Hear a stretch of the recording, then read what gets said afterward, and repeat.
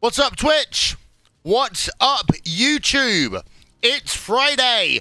It's Real Racers Never Quit. Round number 3.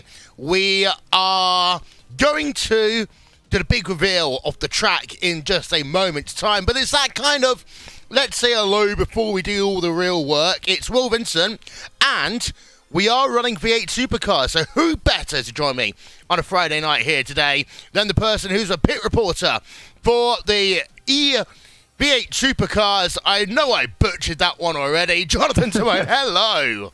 Yeah, it's the E-Series, Will, certainly, and hoping to do the real thing. We'll see how we go in a few years' time, but yeah, certainly excited to be on board. Brand new car as well to iRacing. It's only been on board to the service for at least a couple of months here. And I'll tell you what, on V7 tires, if you've never learnt this car, it's quite a thrill. It is. And as we said on Monday, as we said on Wednesday, these broadcasts are all about having some fun. I will say, the practice session that we got going up right now, there is a lot of really close racing, a little bit of bumping as well. And the thing to note as well here is that, you know, we've got ourselves a couple of sim racers who are being invited to participate today. We don't include Jimmy B in that list because he's in a special category, and of course he's got himself his racing license. He probably would be racing in a couple of weeks' time had it not been for all the world situation we've got going on right now. But there will be 3 people who will be racing here today who are more famously known as sim racers. They are Fredrik Rasmussen, Rudy Van Buren, and Fabienne Mentore. And the rules for them, they've got to start at the rear of the field for race number 1. That's, okay, you're allowed into the show, but you've got to play by the red line rules to start. Race number 2, they can go crazy. Which will certainly be, look, I think it's a little bit unfair because some of these real drivers are being underestimated. The likes of Lando Norris racing out there, Shane Van Gisbergen, and so many more are so quick on a sim. When it comes to this V8 as well, talking about experience, you want to mention these Aussies and Kiwis, and Kiwi himself, Shane Van Gisbergen, can't wait to see what he can produce in terms of lap time and action in this vehicle. I think he's going to be ever quick. It is. We are going to put on the cameras in exactly 50 seconds from now. That is when we're going to tick down to 15 minutes of practice to go. A little bit of sense and order. We are going to have a little bit of order here today. I have checked, and as of 2 minutes ago, the magical lead to connect from one PC to another, that was working, so fingers crossed. Let's not have the same mistake that we had the other day. And of course, it's always that thing when you've got yourself, you know, 2 PCs in excess of $3,000 each. It's the $15 lead is the one that causes all the issue. It sounds like you're trying to operate a Formula One car there, Will. It's so fragile. It's so delicate. You've got to treat it like it's your own child, you know, and just it's like a newborn baby for you. But it costs so much. Oh, yeah. Look, by the way, that's a nice, sexy new intro. First time we've ever seen that. And there we are. We've got live pictures. And before we actually go into the fun and talking about Watkins Glen International, which is going to be our track for today, let's show you the championship standings as they are. Because there is a championship going on. Of course, it's very light-handed. But Max Verstappen, he's leading the way of 365 points right now. He's over 100 points ahead of Larry Ten Voort right now. And Daniel Juncadella in 3rd place. Kelvin Randelin in 4th.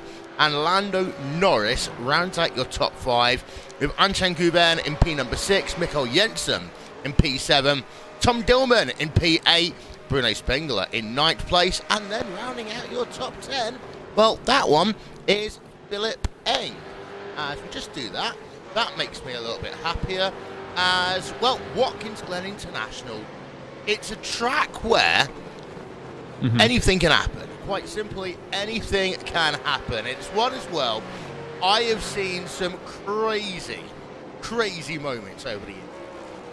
We've had some races here in the past. Even I've been involved in some where the run across the back straight to begin the first lap is some of the most exciting, adrenaline-pumping racing as we ride on board here with Max Verstappen. And even through this final sector, it's quite challenging, very thrilling in a downforce. cars such as, let's say, the McLaren MP430, even the Formula 3. And the V8, though, it requires a lot of skill. It's a very underrated circuit. I think it's a very good track car combo we have here today. You know, big fan favorite amongst the Aussie V8 community as well. It is. We were promised that if we were to go and talk to Antonio Felix da Costa, he will do us a lap on board. Now, he is working through the boot section of the track right now. Yeah, please don't spin off. It's okay. We're going to go and talk to them nicely. So at this point, we don't know what they're saying. I'm going to say hello. I'm going to be really quiet so people can adjust themselves. But because they promised it to us the other day, Antonio Felix da Costa, we're on board of you right now in your number 13 car. Please don't spin the car, but talk us through a lap around this Watkins Glen International. All right, if you just let me finish this one, because I'm about to improve. Okay, so we're opening up the lap. Try and carry as much speed as you can. This car is so much fun to drive. It's you really have to be super precise. So here we're going to brake around the 300-meter board. I like to go through this corner in third gear, turn 1, take a bit of the inside curb. You can run wide on the exit, but not touch the grass there. Then you can be flat through this first right-hander here. Keep it really tight on the right hand, and then you have to lift a little bit on the left-hander. You lose a little bit the aero platform there, but the car reacts well. And then this straight, there's going to be a lot of action here on the straight with the slipstreams.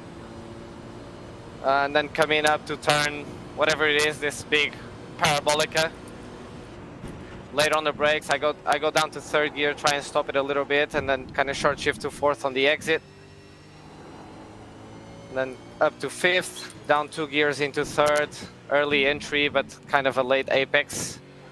Then try not run on the grass on the exit. Bring it back to the left, gonna brake around the 200-meter board. Third gear, and then a late second gear just to try and make the front stick. Very hard to put the power down here on the exit with a traction. Coming into the last sector, this right-hander here is very, very tricky, hard to get the braking right.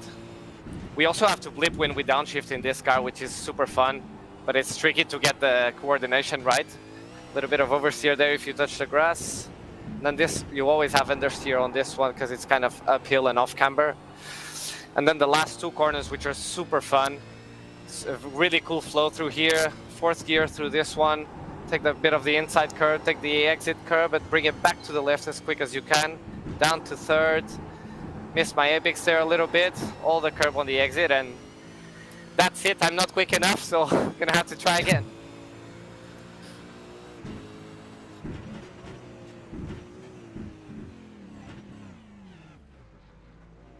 Thank you very much there to Antonio Felix da Costa. We're going to go and talk to some of the Red Line guys a little bit later on. I will say, of course, some of these drivers, they got multi-million dollar cars that they run in. They probably have themselves really expensive sim rigs, but it's always the same case that it's the cheapest part of their equipment. Their microphone is what they skimp on sometimes.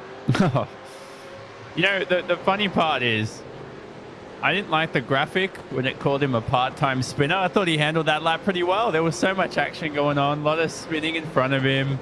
I do love this layout that we're using in the V8 because normally we'd use the NASCAR layout, you know, with the chicane, and we don't really go into the whole boot section. But incredible stuff there as we now ride on board with Shane Van Gisbergen, who, again, should be an expert in this car. Even he who drives this car in the real world, you know, you need a lot of seat time in the sim in this car because it's not, you know, don't just expect to be a champion in V8s in the real world and come into this car and be champion on the sim. It's all about seat time in the sim. Yeah, and it's also worth noting that, of course, there are 2 supercars on iRacing. One of them, they're not running because for some strange reason, they refuse to run the multi-class and give the people the opportunity to run the Mustang. So we are only running the Holdens here today, which, if I'm hearing correctly, actually, it's a brand which is disappearing from Australia. Yeah, unfortunately. I mean, how many years of history is that? About 40 or 50? I can't remember, but it's been in Australian folklore for at least my entire life, and it's very sad to see the brand go away. But that's just the way motoring's heading into these next, few years and decades. Who knows? With all this electric energy and sustainable energy coming through. If I was somebody with the stock market going down now, I'd definitely invest in the likes of Tesla and all these sort of futuristic motoring companies. I was going to say, for Tesla, how long until we see the Tesla World Championship as we see SBG looking himself down to the inside, and well, they crashed. Talking of people who crash, I shall never make that segue, but talking of people who sometimes crashes, Jimmy B, we love Jimmy B. He doesn't crash. He's actually very good as a sim racer. And he's in the 00 car. And I'm going to get so much heat now for ribbing on Jimmy B. But for those of you wondering, where's Jimmy B, Johnny? There's Jimmy B. Oh, there we go. He's in his mint livery, which I called green, I think, 2 years back. And I think I never... I caught so much flack from the community as he runs off the racetrack there and into the wall. But that's a amazing looking livery, to be honest with you. That's looks pretty spanky there, but nice stuff from Jimmy B. Someone who we used to actually have on a few Racesport broadcasts in the past. He did. He does a lot of races for charity as well, organises races. I know that he wanted to get us to do one last year. We were just so overbooked on that weekend. We promise we will make it up to you at some point, Jimmy, down the line. And good luck, of course, when you do get to get back on a real racetrack. Good luck for you as well. You know what? I want to see that livery one more time. Mint livery, by the way. It's not green, Will. Mint and pink. Yeah, flashing the lights there. There's no words I could use to describe that, apart from unique. Yeah, well, definitely. He's got the 00 going too. I love that number. I was a big fan of Gilbert Arenas in the NBA, who ran number 0, Agent 0.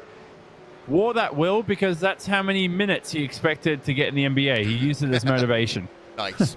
Nice. Talking about people who you like, we turn our attention over to JPM, who drifts it through turn number 1. He's yeah, 2-time Indy 500 winner, Formula 1 race winner, IndyCar champion, and he just hits the wall, the exit of turn number 1. We are going to go back to him in a moment when we got a pit party going on here. I think there's so many drivers out there. This just goes to show the brilliant organization by Team Redline to get all these real-life drivers. Not many pure sim racers, in a sense, in quotes if you say per se, but brilliant organization by them. Bit of fun during this difficult period in the world. But here's Lando Norris now on board. Lando Bot is in maintenance. Yep. As this is Lando Norris at number 16. Someone asked us to go on board with him for a lap. Well, Daniel Holmes, your wish is our command. As we ride on board then with the number 16 as he works himself through the final corner, then in towards the start-finish straight. Someone made a good point. There's plenty of live streams, of course, stick it with us here on your Friday night. But there's plenty of streams. You can find them. The link is on the YouTube description, or you can check out live.teamredline.co.uk, I believe is the link to that. Live timing will be available once the race actually gets itself underway. Just no point showing live timing for a practice session because it's right there on the top left-hand corner of your screen. Yep, exactly. Visit that. And certainly you can learn a lot from watching a point of view stream when you watch these drivers race now, which is the beauty of Twitch streams. And, as much fun as it is, also, you can pick up a lot of techniques. One of the favorite things that I saw was Max Verstappen. Was that Daytona? He pulled that move off on Max Benecke into the chicane. One of the most brilliant pieces of high IQ driving I've ever seen. I've just had a... Oh, no. Yeah, my phone has been absolutely exploding the last couple of days. Not in the old Flavio Samsung... Briatore? No, not in the Samsung Note version of phones exploding. It's just my phone. It's just been non-stop. People messaging, emails, this, that, and the other. I've got classes to prepare on Monday. We're doing some virtual learning, which is going to be fun. Some of my actual students have to endure me on YouTube. Yeah. Well, good luck with that, Will. As we watch Max Verstappen here, 8-time winner already, up 1-0. So that's it's already doing better than me. And by the way, I'm very disappointed with Juan Pablo Montoya's graphic. It should say the greatest Formula One driver of all time. That guy's a legend. And I tell you what, if we ever get the chance to do, that's twice now. You're giving him the curse, Johnny. Twice we've turned over to him. Twice he went into the wall. Oh no! Well, Juan Pablo Montoya, like I said, is man, that dude is a legend. Seriously, I mean that's what it should say there as we watch Sheldon van der Linde on screen. And any relation to Kelvin van der Linde? I don't know. You're the one that normally does all the prep work for these things, not me. I wasn't sure. Like the funny thing with these broadcasts, this is why I'm so excited for it. Is normally I'm coming in hot with a lot of prep, knowing everything about the car and the track. You come into this broadcast 5 minutes before, and that's when you find out the car and track. So very unique for us as well in the commentary booth. It's such a challenge if you're a driver, just getting used to a car. Because remember, Will, there are some sim racers who can get sort of accustomed to a car in the first, let's say, 10 minutes of testing. There are some who take 7 days. So for some people today, this isn't an accurate representation of their true pace. Yeah, and there's other people like me who spent about 10 years trying to master half the cars in iRacing and still can't drive them. The V8 actually has always been, the old V8 was one of those cars I just literally could never master. I'd last maybe a lap if I was lucky, but it's an acquired art, this car. And of course, after having Formula 3 cars, very high downforce, open wheel cars on Monday, then some GTE machines on Wednesday, I love the fact that Fridays, it's kind of anything can happen Fridays. Yeah, definitely. You know, it's an awesome way to end the week here, technically. So, I mean, these days, Will, I'm like, when is the weekend? It's you have that many days off from work and everything, but yeah, you're right. But talking about that old V8, I don't think anybody really mastered that, apart from the people who did it every day. Like, even I tried jumping into that car, and people said, look, if you're 3 years behind or 4 years behind in terms of knowledge, just wait for this new one to come out. Yeah. Those people wondering, by the way, why is Frederick Rasmussen at the top of the timing stands? Yes, Team Redline have been nice on this Friday. They've opened it up to a couple of sim racers. Frederick Rasmussen is one of those three. When it comes to qualifying, they will not be able to qualify. They will have to start race number 1 at the rear of your field. And just actually having a look through those list of drivers that we literally got on a scribbled piece of virtual paper earlier on. Frederick Rasmussen, Rudy Van Buren, and Fabian Mentere. And trying to see where the other two actually are, if anywhere, because I'm just going to scroll through a list of things right now. What I can It's a lot of names. Practice is over, so we are almost ready to get ready for qualifying, which is in itself going to be entertaining. Yeah, looking forward to it. It's going to be a quick qualifying session for sure. Only 2 laps allowed for these drivers, so it's going to take some time to get the heat up. The trick, I don't think they're running a fixed setup, so this is all about, I think there might be a setup sent around. Certainly no fixed setup settings introduced right now into the server as far as I can see, but you want to run the lowest pressures on V7, and it's going to be very cold on the first lap, Will. So it's about managing that through qualifying. That second lap's going to be the quickest time. Yeah, indeed. I've just learned how long Augustin Canapino's description is. Turismo Cartarella and Super TCR 2000, Super TC 2000 champion in Argentina. I'm going to get that one fixed in a minute. I promise. Well, there's a look through your practice results as the drivers will be taking to the race track here for qualifying, which will only be 2 laps. It'll be closed course, so no drafting business and all that malarkey as we have a look through the rest of those times. There's your top 40 as qualifying is underway. Who do we want to go on board with here, Johnny? Oh, this is a tough one. I'd say someone in the pack just to see the action in qualifying. I think I see Nicholas Cassidy would be nice. Sorry, I forgot there was a private qualifying session. That was quite silly by me. But who are we watching now? Is this the number 18 I see? This is 16. This is Lando. Oh, he was really close to the barrier there. So number 16, Carl Lando Norris. I'll tell you what, We'll do about half a lap on board of him. We'll go through and do some onboard. Worth noting, no bus stop chicane. And of course, they use the bus stop in NASCAR and when they race in IndyCar. They added it in because of the fact that FIA rules, all that sort of stuff. But what it does mean in the race, when you work yourself through that carousel, it's going to be crazy because all the corners at this racetrack, with the exception of the bus stop, have some degree of banking and camber on it. Yeah, and as you say that, Lando Norris almost taking himself out. If he does on this outlap, he won't lose any laps in qualifying. He'll be able to reset to the pits and still get his 2 hot laps in. So you don't want to do that at this stage because you lose confidence and rhythm. But talking about that track layout, like you said, I mean, that's the beauty of sim racing, the beauty of iRacing. If you haven't signed up already, get to the iRacing website. You can run any session with any car on any track layout that you want. And I'm really thrilled that Redline have picked this layout in particular because the chicane is a lot more difficult to overtake. I think with this outer loop now involved without the chicane, you're going to have high slipstream runs, potentially 3 wide. Dangerous in the real world, yes, but promotes great racing on the sim, 100%. Yeah, we are going to see that timing screen on your left-hand side any moment now. We'll get the times updated after lap number 2. He says we haven't got any times coming through yet, which is a little bit confusing. Well, that's because they did an outlap. That's half the reason why, Johnny, of course. There we are. It's Friday. I'll tell you one thing. I promise I haven't had any beers today, but it's been a very, very, very long day. Let's go and check in with Anchen Guven in the number 11 car. Of course, Porsche Super Cup Vice Champion 2019, and great driver. There's possibly some similarities between driving in the Porsche Super Cup and driving in the Supercars Championship, mainly because of the fact that both the cars can get really twitchy.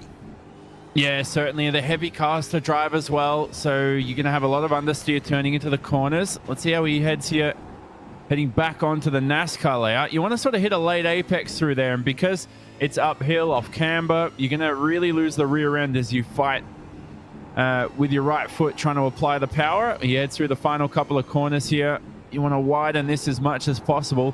Tell you what, he's done a good job of this. He looks like someone, hopefully that's not an off track, by the way, because that will delete his lap time, but it looks like someone who's driven a tin top every now and then. Yeah, I do notice, by the way, though, I don't know if it's just the lighting. Yeah, that right-hand side of that car is completely out of shape. So he must have grazed the wall coming up the hill, and as a consequence, he did get that first lap invalidated. Oh, no.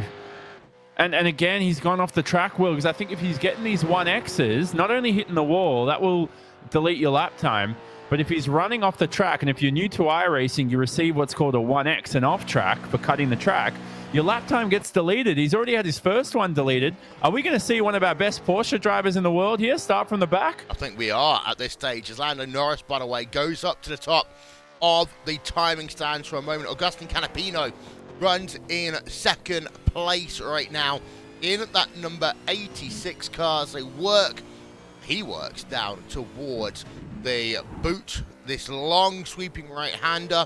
Absolutely love this corner, but you've got to be really careful getting on the power because the track just flattens out really quickly. Yeah, definitely, and it's sort of blind rising up the crest too, so very difficult to see the exit. You want to hug the inside through there, and then through here, what's known as the heel of the boot section at Watkins Glen, and then on towards what I like to call the NASCAR portion of the circuit here as they rejoin that stock car layout. And then the final couple of corners are ever so thrilling. Just widen the entry here as much as possible. A lot of camber to help you ease that car in. Looks like a clean lap so far for Canapino. Let's see if he improves to pole. This is his last run of the day. It is. And we're going to see a bar going across the top of your screen. No. So he remains in second place. As we saw Sheldon van der Linde just go up into third place there. Both the van der Lindes did really well on that second lap. It's Kelvin van der Linde to the top of the timing stands. Yeah, brilliant stuff by Kelvin. Top time of the day. That's his final lap time as well. Was on the second row before that. Knocks down Max Verstappen to the 6th position. Max has completed both his times. Stoffel Van Dorn, though, still on a run here. He's going to try to check what lap this is for Van Dorn. Is this his second run? Game over. No, he's called it. Yeah, it looks like it's game over then. We'll check in with Gildo van der Gaard for a moment because he is on track. Former Formula 1 driver, now an LMP 2-star.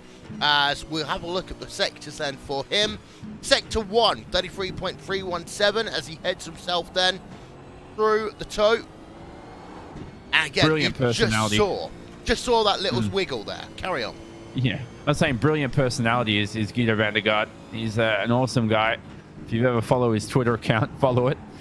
He's quite entertaining for sure. I was a good fan of him when he raced in the Caterham back in the day, the Lotus, in Formula 1 earlier in this decade. He's struggling though, I tell you that much, Will. This lap time is going to be off the pace. I can't see. This is a hot lap for sure, so he's going to have time to fit in one more in the next 3 minutes. He does. Shane van Gisbergen up into second place.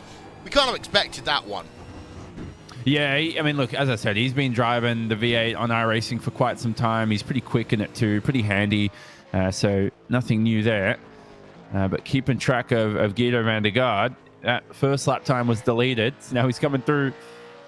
This will be his final run of the day. And if he can get a clean one in, Will, even if it's not quick, he'll at least promote himself about 10 spots on the grid. Yeah, 36 drivers have turned themselves a qualifying time right now. One driver who hasn't is Job van Uret, the 2019 ELMS LMP2 vice champion. He comes towards the start-finish line. Do we get a number to the left? Does he move up? The answer is yes, to 30th. And you see immediately, just by setting a time, he actually worked up about 4 positions automatically. Yeah, exactly. Like I said, if Guido sets a time at the moment, he's up 10 spots. Like, he just needs to set the worst time and he'll be good. So it's about getting a clean run. There's Job just slamming that Holden V8 into the barriers. And now onto this long back straight. I'm looking forward to this one, Will. I don't know. I feel like it'll be chaos coming into this corner at the beginning of the race, but it's all in good fun, you know, during these tough period. It is. So I just had a notification to check my blood sugars, which you'll all be pleased to know are currently 6.9%. Nice percentage. Yeah, as back to Guven and Gildo van der Gaard. Both drivers really struggling in terms of getting lap times here today. We'll go back on board with Gildo van der Gaard as he works himself final couple of corners, the right-hander to come, and then we'll see whether he will set himself a qualifying time. Some people haven't set themselves qualifying times. They are Einstein Guven in particular. Gildo van der Gaard added to... He did. 37th place there. He moves up a number of places automatically.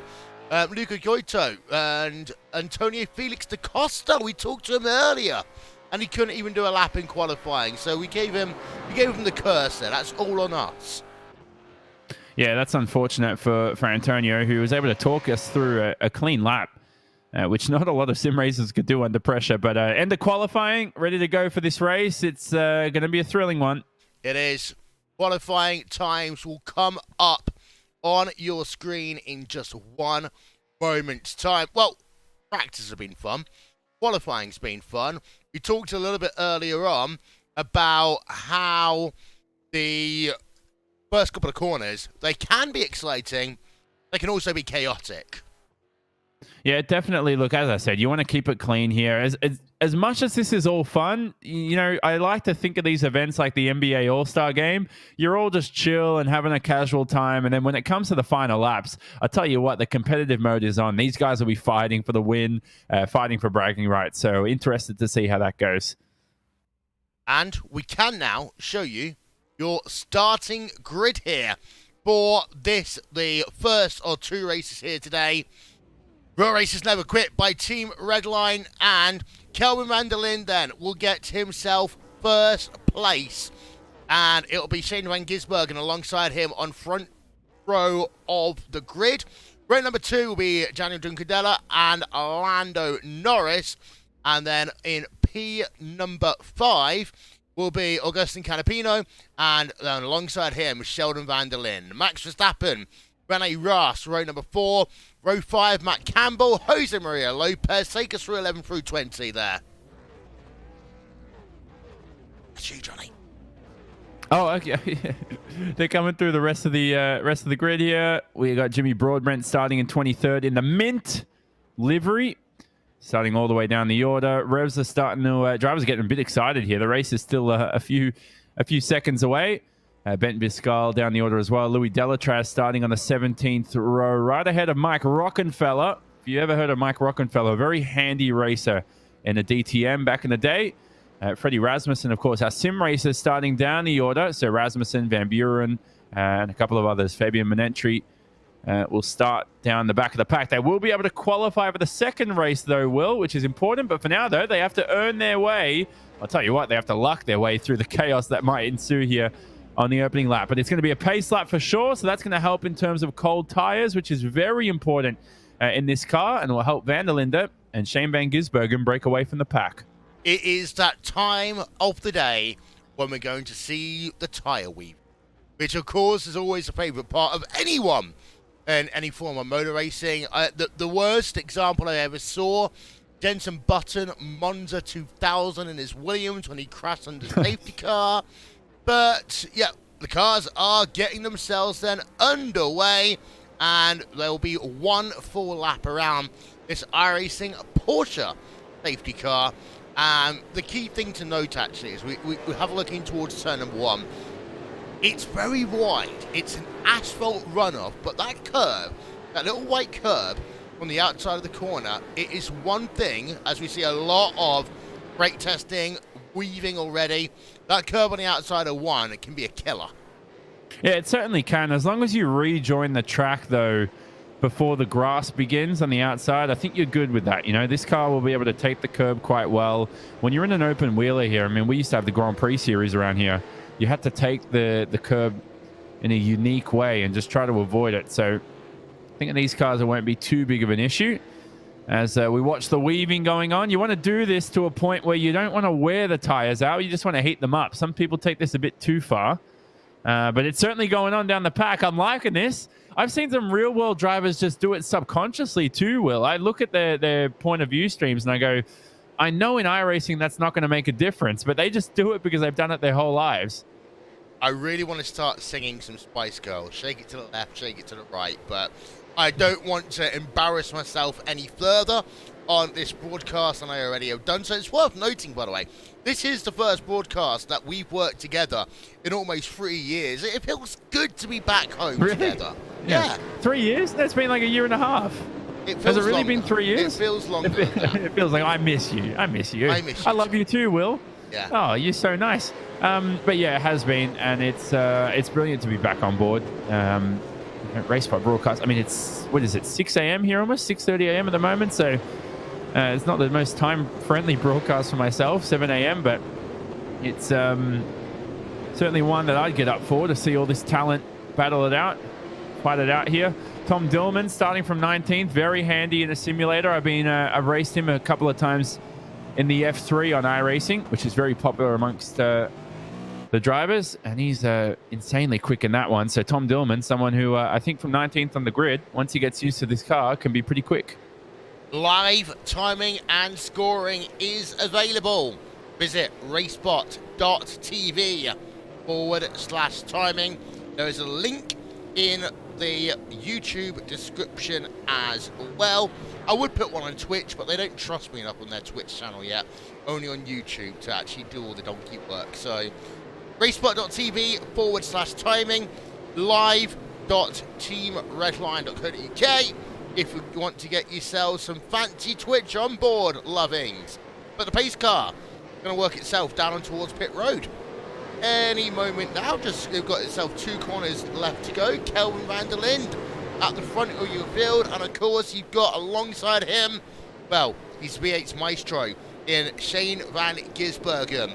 This is going to be an exciting opening couple of corners. Pace car on towards pit road, green flag in the air. We are racing for 12 laps here at Watkins Glen International. A great look then down at the cars as they come down in towards turn number 1 for the first time. Top 15 all making it through with no issues. But now the track tightens up. Got 2 cars off at the rear of the field.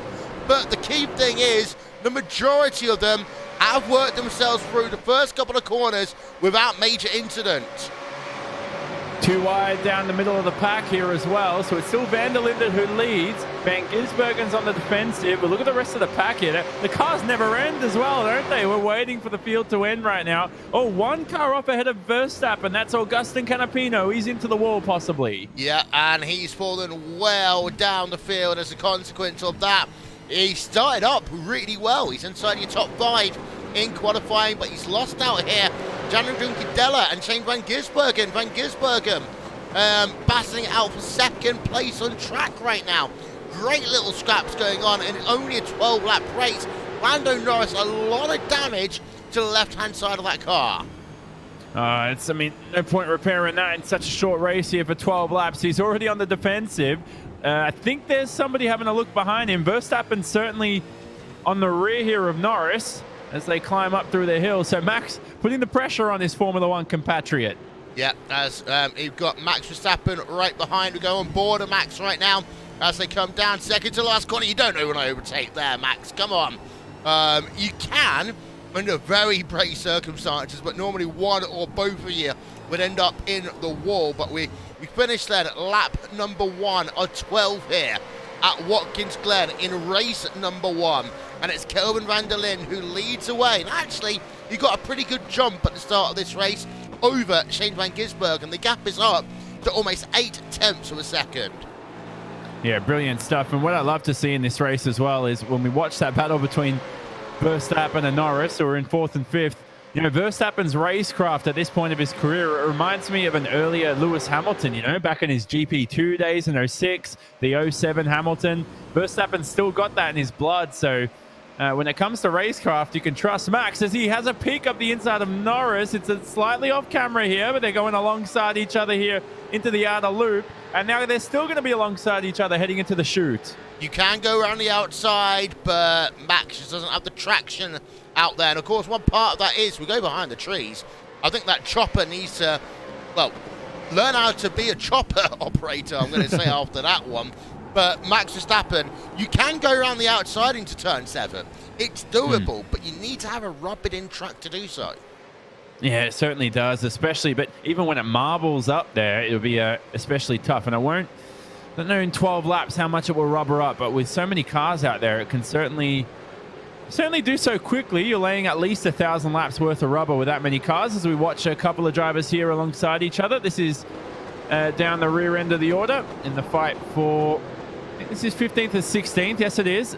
Larry ten Voorde, Porsche Super Cup race winner, having a huge moment on the exit and keeps the Holden together. He does, and that shows the resilience of some of these drivers and race cars as Stefan Van Dorn and Juan Pablo Montoya both came on towards pit road to get a tow on their car last time around. So what that means is they are going to be finishing way down the field in this the first of your races. And there's a lovely shot up the hill. You can just see how narrow the track gets as well. You can just about fit 3 cars wide as you work yourself up the hill, but it requires all forms of majesty and perfect driving.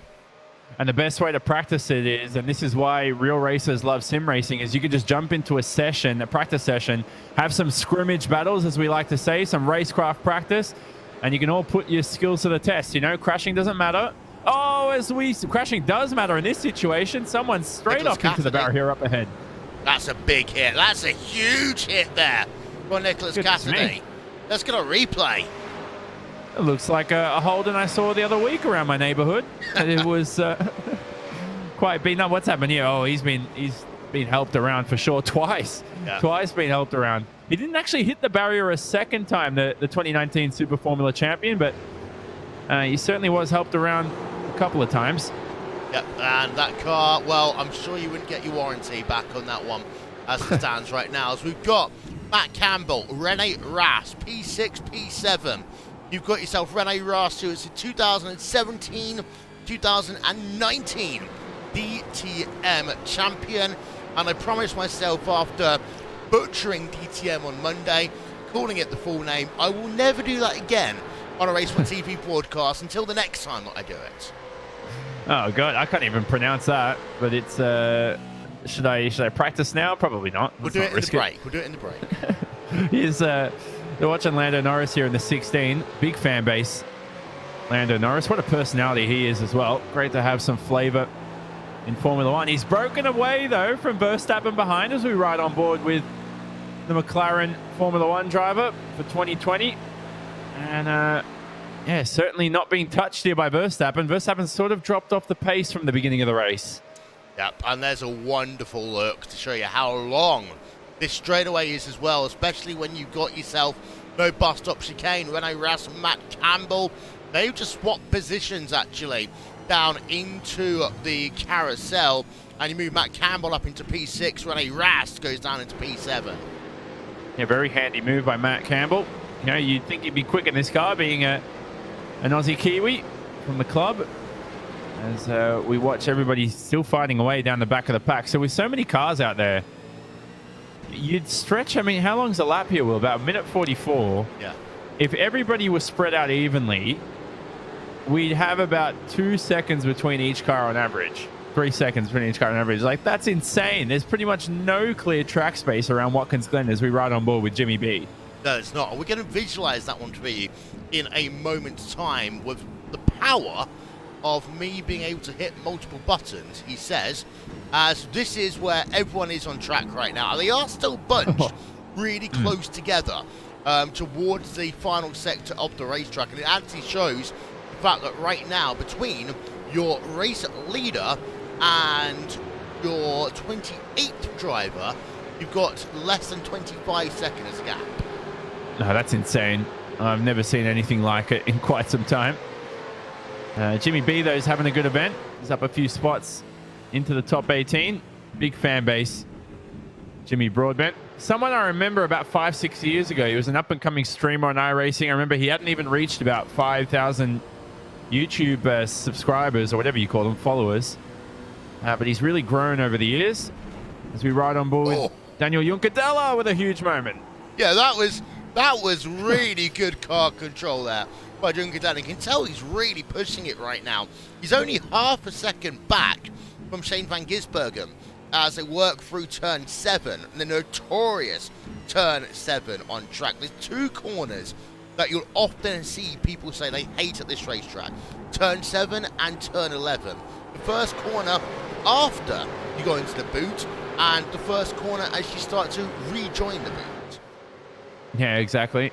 Now, whilst you brought up Van Gisbergen there, very surprised he's up this early. Although he'd be in New Zealand, wouldn't he? So they'd be about 9 a.m. right now, so it's not that early in the morning. But if you're from Australia, goodness me, it's very early in the morning right now. So credit to those guys. That's something that we always talk about in sim racing. If you're from the other side of the globe, it's always tougher. Still side-by-side battling down the mid-pack here. Yeah, and there's way too many pink cars, pink and green cars in the field for my liking. That is green. Unlike Jimmy B's car, we've got some proper pink going on with Job van Uret's car. We've got on board of him, actually, and then he's got Fredrik Rasmussen just ahead, which is ultra neon pink and, well, baby blue. No other way to say it. It's hot pink, I think is a good way to put it. Freddie Rasmussen started from last, by the way, as we watch a couple of drivers have some peaks here. You don't want to touch the grass in the braking zone. Luckily, he's kept it together here. One driver taking straight off the racetrack there. That looked like the 48, Larry 10 Voorde. And now we ride on board with Job van Utrecht, and he's heading through the S's. Now onto the back straight. He's not going to pick up the draft from there. It's going to be tough from the driver ahead there, but I think for the moment you'll have to form up and just defend. Yep. We're going to go back to that battle in about 20 seconds, in fact less than that, as soon as we can find it again. Let's just see what's going on, and there is Freddie Rasmussen at the front of that train right now, but this is Jimmy B getting into the mix as they work themselves through turn 7. On board with Jimmy B as they work themselves in the 00 car, and he just has he looks what? He looks so tense, Will. You can see him just shaking the wheel. He doesn't look at this. He's driving this thing like a madman right now. It's you want to be a bit more relaxed than that, Jimmy, but he's coming into Final couple of corners here through the boot, sending it, isn't he? And pulling that move off. I tell you what, a good one here as he goes and defends aggressively. I love the confidence now from Jimmy B. It's almost as if he heard us and said, you know what, guys, we're going to show you what we can actually do. And he makes a great move there through turn number 10 on track. Larry 10 Voort just ahead of them on track is up into P15. He's got Freddie Rasmussen just ahead, but not for long, as they will come out the final corner, work towards turn number 1. Beautiful shot of this start-finish straight here at Watkins Glen International, and by some camera magic, I should be able to turn our attention back towards the front of your field, because there is your race leader. Kelvin van der Linde has had a boring race by all accounts of the imagination so far. He has led absolutely every lap of the race, and it's been almost a second ahead since the end of lap 2. It's not boring when you can talk smack to everybody after the race. I tell you what, Will, I'd certainly be after this race giving it to every driver I beat if I win this race. Be asking them like, hey, like I didn't see you on track. How'd your race go? And they might have just been P2, like a second behind. You just say stuff like that just to tick them off. And, love this number, by the way, the number 69 of Verstappen. He's in P5. He's remained in this spot since the early laps. He's finally caught Mr. Norris, though. That was a second about a few laps ago. Now down to about 3/10. He is, as we're on board with Verstappen as they head themselves through. This is turn number 11. As you see, it's banked to start off with, but flattens off as you get back onto the, what we like to call the old part of the racetrack. And I'm surprised that we haven't seen more drivers spin there. Also, Antonio Felix da Costa, we talked about him not qualifying. He's up to P number 17, so like Frederick Rasmussen, worked himself up well for the first 2/3 of this race. Yeah, good stuff as well. So plenty of action to go. We've got a second race coming up. So this is only the first one. Don't leave us. Don't think this is just 12 laps and we're going to leave you for the rest of the day. Plenty of racing action with your favorite drivers out there. As Antonio Felix da Costa, oh, he's just been let past there. Yeah, that was a wave a $10 bill out the side of the window and someone grabs it as you go past. Easy level of overtaking. There's no other way of saying it here. It's Richard Verskor versus Job van Urik battling out. Of course, Macau Formula 3 winner for the number 17 car. And Macau is... That's a free wide I was telling you about earlier on, by the way. You can do it on the exit of the S's, but at least they waited 2 wide, 2 deep, and a little bit of manoeuvring going on there. Down in this battle, P17, 18, 19, and a bit of a push as well. Oh, that's insane. Some great racing here. And that's not going to work. I was going to say, don't make it 3 wide heading into here as you join the boot section. What a thrilling shot here on board as we try to fight and scramble for position. Oh, is there somebody spun up ahead? Is someone on their roof? Antonio Felix da Costa. Let's try and get a real... Da Costa, what did you just do? I got hit from behind. Having an amazing race from last to whatever. And I just got hit. I'm upside down. Was that Einstein Kuben who hit you? No, it was Larry, whatever his name is. Ah, him. Okay, thanks for the update. This is real life driver interviewing we're doing right now here. I'm upside down. Come and get me. I'm hanging here like a cow. we'll call the medical crew over to you in a moment's time as we try to get back to some live pictures here. And it was the number 48 car of Larry 10 Voort, who is a Porsche Supercar winner, so it's in the right ballpark at the very least there. And himself and Einstein Guven, they are both running the same colour car, so I wasn't going to squint at a number when it's going that quickly across the screen. I found it funny, the pure reaction in the heat of the moment, which is an awesome interview. You only get that in sim racing as well. Bit of laugh afterwards, for sure, for Felix da Costa, but you can tell he was wasn't happy with it anyway, as we watch the drivers pedal across the back straight. Yeah, another time. Richard Verschoor here, Macau F3 Grand Prix winner. I hope he's tried the F3 on iRacing because it's a thrilling car, one of the best out there on the service. I would absolutely love to have Macau on iRacing. Oh, wow. Now, I mean, in terms of list of dream tracks, it's one that I don't think's ever been mentioned, but could you imagine First of all, the amount of safety rating that everyone. But then secondly, the great racing that you could have there in terms of a time trial. I mean, that would be up there with the Nordschleife in terms of ability. I mean, the iRacing developers, as good as they are, that would be such a tough track to develop.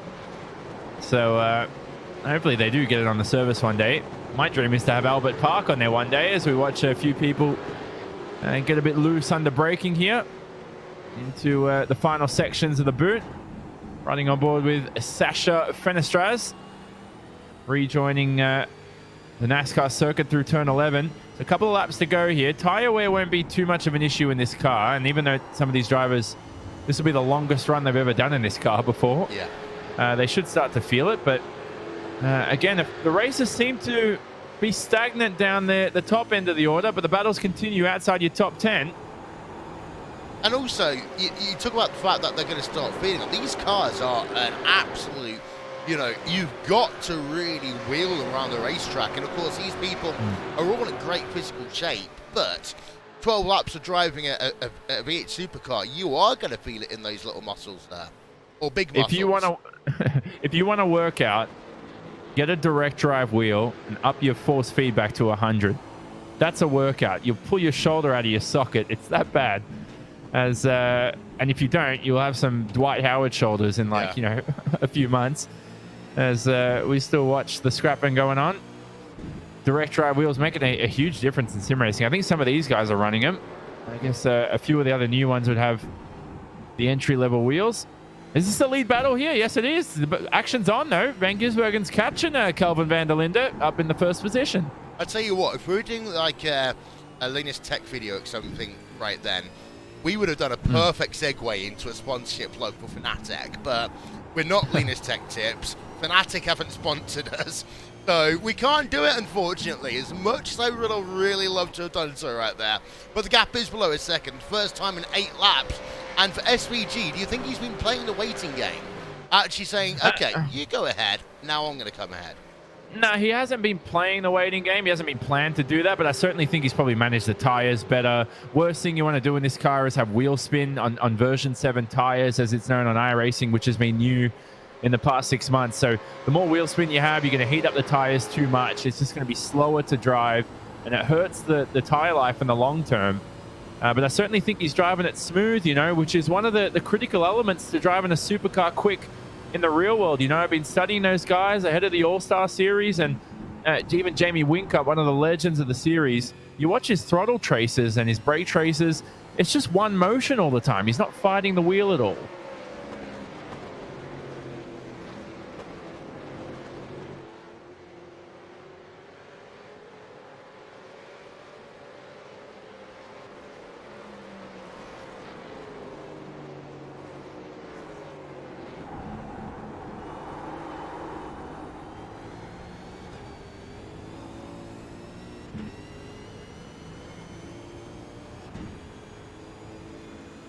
Oh, yeah, sorry. I was just saying lots of really interesting things there and forgot the fact. But, so Lando Norris and Daniel Juncadella, that is 1.1 second on track. Kelvin van der Linde, Shane van Gisbergen, 0.6 of a second on track. And the white flag's coming out this time by only one more lap to go. Who's got it for the win? Oh, let's see. Let's find out. The race is on. Let's do it here. Let's go, SVG. I'm supporting the Kiwis across the ocean here in Australia. Kelvin van der Linde has driven so well this race, though. I don't think he's... I tell you what, look, as much as I'd hope Shane to win this one, I don't think Kelvin's going to be pipped from P1. He's just driving that thing to perfection right now. Even through the exit, the S's there. It looks smooth. Bit of touch of the grass there. That won't hurt you. If anything, it's probably quicker. Just widening the line a little bit, carrying more speed. What a race it's been so far, though. Loving this one. Looking forward to race 2. Not over, though. Still 7/10 a gap. We'll keep track of it. It's not over by any shout or the imagination. A lot can happen in a lap here around Watkins Glen International. And SVG there was very aggressive onto the brakes, catching his wheel out a little bit, as the battles behind have mainly calmed down. So we're going to keep it with you for this one at the front of the field between Kelvin van der Linde and Shane van Gisbergen. They've got themselves now just half a lap to go. As well, anything can happen still with 3 corners to go, but time is running out for SVG. He lost it at the carousel, lost about 2/10 there as we watched him touch the grass on entry under braking. Now he's looking him widen the line here. That's a good lesson for you new sim racers out there and how to drive quick. Widen the line as much as possible at Watkins Glen. Get up close to the grass. He's doing everything right now, pulling every trick in the book he's got, but it's just too little too late, Will. It looks like Van der Linde's going to win this one. A well-deserved victory. Yep, 2 corners to go. Now just 1 corner to go. Kelvin van der Linde has led every single lap of this race here today. Out the final corner, past the start-finish line, the ADAC GT Masters champion of 2019 wins race number 1 here in the 3rd Real Racers Never Quit, part of Team Redline, and it's donut time for Kelvin van der Linde. I'm loving it. I'm a bit like, if I was someone behind, I'd just ram straight into him here on the front straight. Why not? Have a bit of a pile up. We did it in the Supercars E-Series last year. We had the drivers send it over through the chase. I saw that. As they went through the gravel. Yeah, well, 12 cars. That was quite entertaining. They do it every year as well in the Bathurst 1000. But brilliant race from Van der Linde. Well-deserved win. Shane had the pace, though, Mr. Van Gisbergen. So I'm looking forward to seeing his pace in race 2. I think he'll fare quite well. But again, we're going to repeat this all in a few minutes' time. Good events as well for Lando Norris and Max Verstappen. Top 5 spots. Let's have a look then through your final race results from this race number 1. And Kelvin van der Linde, the ADAC GT Masters champion of 2019, winning by 1.024 seconds over Shane Van Gisbergen. I'm sure some of the techie guys would absolutely love that. Daniel Juncadella, 2nd place. So, Daniel, start again, Will. Shane Van Gisbergen, 2nd place. Daniel Juncadella in 3rd. Lando Norris in P number 4. And Max Verstappen, who is, of course, the quote-unquote championship leader, is in 5th place, and he'll get a good points haul from this one. Matt Campbell in P number 6. Rene Rast in P7.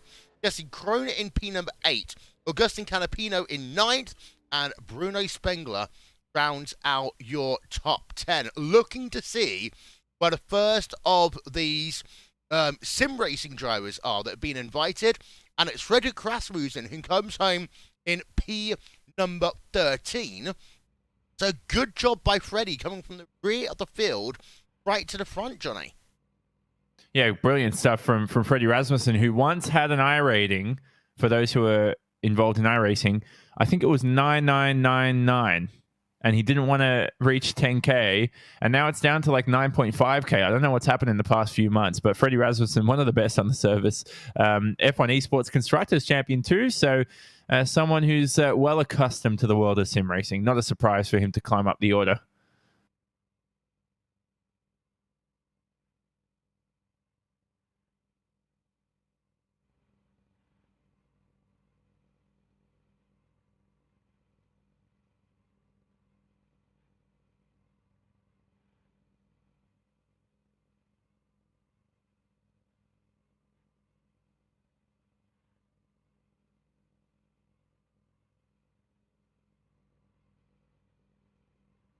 We had 34 drivers finish either on the lead lap or 1 lap down. And then there's a look through the retirees right now as, let's say, goodbye to the pictures for a moment. And let's say hello to that waiting screen. Ow. So, with that done, shall we go and have some talking to some drivers? I think we should. Let's do it. Okay. Again, we have no idea what these people are going to say. I'm confused. No, right foot and heel toe and stuff. Hello, everyone. Oh, nice. Hello. Hello. Hello. I'm just going to shout this out openly. How was that first race for you? Bad. Why? Being slow, that's bad, I think. Yeah. Okay, at least a bit of honesty going on there. Yeah. I mean, I can't really make a lot more from it. Just being slow. Talk us through, why do you feel that you're slow in this car? Well, if I would know, then I would have changed it already, of course. But I'm still finding out, still learning, trying to understand why I'm slow. You've got another race to go on that one, Shane. You came close until that carousel on that final lap. It kind of just caught you out a little bit. Were you holding back in trying to make it a grandstand finish, or were you pushing as hard as you could? No, I was flat out all the way. It was a good race. There's been a bit of banter here between myself and Mark, so I was pretty stoked to come out on top for race 1. And race number 2, victory for you? Trying to go one better? Oh, I'm just happy to be awake and racing, brother. Happy to be. You know what, actually? You were saying that a moment ago, Johnny, about the fact that some of these drivers, it's very early in the morning. Some of these drivers, normally, it'd be Friday night party time. Oh, dude, it's like 8 a.m. here in Australia. I'm already tired just broadcasting. So imagine jumping into the cockpit. I know, Shane, you're in New Zealand, aren't you, at the moment? So it'd be a little bit, what is it, 10 a.m. right now over there? Yeah, it's 10 a.m. It's not too bad, actually. All good. Yeah, so not the worst in the world, Will, but your European drivers, they got an advantage. It's unfair. It's not unfair. We promise. We've been awake for hours. We're tired now. Yeah, true. Well, Oh, here we go. I perform better at 6 in the morning. Yeah, exactly. Can we make the next one at 6 a.m.? sure. Antonio, We'll make a 24-hour race next time. So you guys can stay up. Please not in this car, man. I'll die after 1 hour. Antonio Felix da Costa, you got out the car eventually. Have you had some firm words with your Team Redline teammate? No, I just reported it to the stewards. Nice. So. And who is the steward? Yeah. It's noted. It's noted. And we'll leave it at that, please. Yes, we'll leave it at that. No, it's my fault for qualifying at the back. I didn't get a lap in, so obviously then you're gonna be in the middle of the mess. But I'll be okay now. And Danny Juncadella, so you kind of had some good moments in that race yourself. We saw you battling it out through the field. 3rd place, you kind of got to be happy with that to an extent, right? Yeah, not too bad. So another podium for me. I think I finished 3rd in 50% of the races. So yeah, I want to try to go a bit better on the next one, honestly. But it was a good battle. First 3 laps with Shane, we had a similar pace. A little bit overcautious because, you know, when you're fighting at the front, you need to be a bit more careful. But yeah, good fun. The car is a lot of fun, very, very shaky. And yeah, just need to qualify a little bit better and then makes things easier as well. Well, we can't finish off the list without trying to talk to Atsi. I know you're busy setting things up. And we're going to stay at Watkins Glen for this 2nd race? Yeah, it's actually going to be exactly the same setup as the first race. So we're going to do a quick quali of 2 laps for everyone. We're waiting for everyone to join the new server. And then once everyone is here, we move to quali and then we do another race. Like earlier, 12 laps, full push. I'd say, do you have a fixed setup for this one, or is this an open set race? It's a fixed setup. Okay, cool. I thought it was a joke from a driver. I was scared for a moment there. But I'm genuinely being serious. I tried to check the thing. I don't know if it shows up in the spectator mode. no, it's a fixed setup. Actually, we used the baseline because iRacing made a really good baseline for this car. The tires are sensitive, but yeah, you cannot really fix that with the setup in this car. So we just took some fuel out, and everyone who wants to drive at home in the same setup, just use the iRacing baseline. They did a great job there. Before we let you go, Atsi, we've got 3 sim racers who took part in race number 1. They weren't allowed to qualify for the first race. I'm hearing that they are allowed to qualify for the 2nd race. Is that right? Yeah, that's correct. We just wanted to make it an interesting race in the beginning and to see how they would progress through the field. And some of them did really good job actually. And now, they are open to drive, if they are able to drive the quali and show what they are able to do.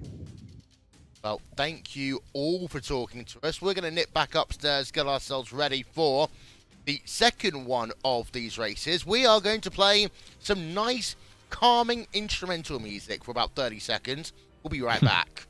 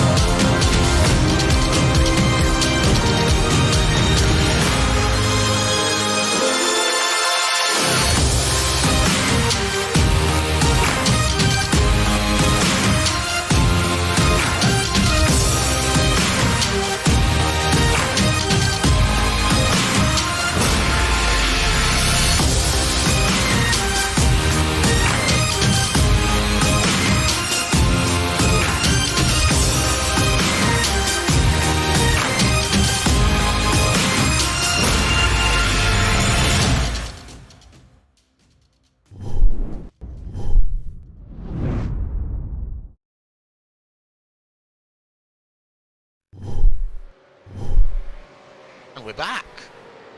And we're still at Watkins Glen International. We are getting ourselves ready for the second one of our races here today. So it is going to be Real Racers Never Quit by Team Redline. Race meeting number 3. Race number 2. That is our 6th race in a week in this series. And qualifying is just getting itself underway. 2 laps once again for these drivers to go as fast as they possibly can. Paul Vincent here, along with Jonathan Simone, as we are getting ourselves ready to go ready for qualifying. Getting ourselves ready to get ready to get ready to get ready to get ready. We are ready. Are you hyped? I'm definitely hyped. Hope the audience at home is hyped. Hope they're enjoying the coverage. What an event we've had. We had a multitude of these over the weeks as well. And certainly different car track combos to come in the future as well. This isn't the last one. No, we're back racing again on Monday. Formula 3 action. And then on Wednesday, it'll be the wonderful world of GTEs.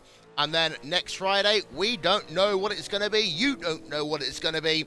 We'll find out next Friday when they announce it on Team Redline's social media channels. So, we didn't get the chance to do a lap on board with him when he did his qualifying run last time by. Let's go on board, shall we, with the V8 Maestro of Shane van Gisbergen, number 97 car, P2. Last time of asking in this, can he go one step further? 2016 Supercars champion. He's certainly capable of going a step further here. Let's. This is an out lap, I believe, Will. So we'll have a listen and see how much he's pushing.